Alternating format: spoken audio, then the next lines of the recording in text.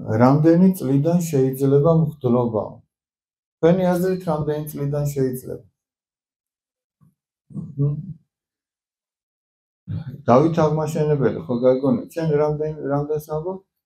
10 წლიდან 10 წლის მღვდელი რო იყოს. ახლა შენ წარმოიდგინე, აბა?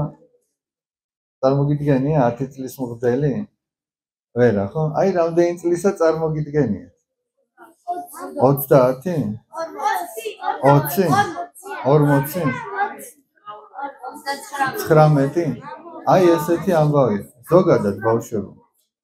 ზოგადად აი დავით აღმაშენებელი რატო ვახსენე? დავით აღმაშენებლის დროს საქართველოში კერძოდ აი ჩვენს მეზობლად ჩატარდა რუის ურბნისის საეკლესიო კრება 1105 წელი. 1105 რუის ურბნისის საეკლესიო კრებამ განსაზღვრა ვინ რამდენი წლის უნდა ყოფილიყო. მაგალითად მე დავითნე შეიძლებოდა ყოფილიყო უკვე 8 წლიდან.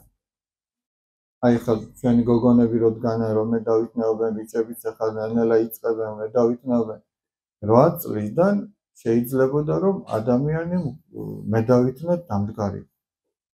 ანუ ეს იმას ნიშნავს რომ 8 წლის ბავშვს არა მარტო ჩვეულებრივად კითხვა შეეძლო, არამედ ძველ ქართულად ნუსხახუცურად კითხვა შეეძლო, თან ისე გაწაფულად. თორმე ეს შესაძლებელი ყოფილა.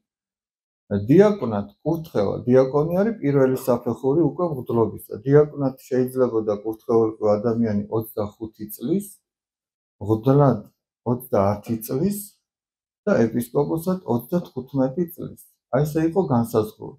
თუმცა გამონაკლისის შემთხვევები როგორც ყოველთვის აქაც ხდებოდა. შეიძლებოდა დიაკვნად კურთხეულიყო 25 წლამდეც კი და მღვდლად 30 წლამდეც და ასე შემდეგ.